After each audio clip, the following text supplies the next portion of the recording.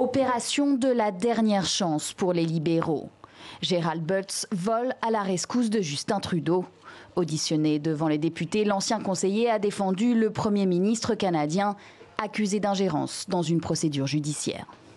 Lorsque 9000 emplois sont en jeu, il s'agit d'un problème de politique publique de la plus haute importance. Et il relevait de notre obligation de considérer toutes les options légales possibles. Le scandale éclate mi-février. À la surprise générale, la ministre de la Justice, Jody Wilson-Raybould, démissionne.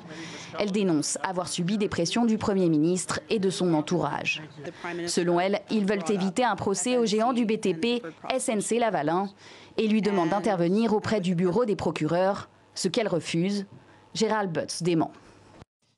J'étais si surpris d'entendre plusieurs mois après qu'elle avait vécu ce dîner avec le Premier ministre comme une pression. Je ne vois pas en quoi notre brève discussion peut constituer une pression de quelque manière.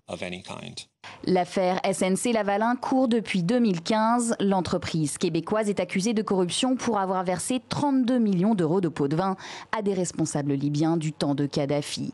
Un procès pourrait lui être fatal. Cette crise politique sans précédent ébranle le gouvernement Trudeau. En 3 semaines, 2 ministres ont claqué la porte, ainsi que son bras droit, Gerald Butts. Lundi, c'est Jen Philpott, sa ministre du Budget, qui annonçait son départ, par solidarité avec sa collègue. Au plus bas dans les sondages, le scandale tombe mal pour Justin Trudeau, à quelques mois des élections législatives. Plus isolé que jamais, le Premier ministre doit donner une conférence de presse cet après-midi.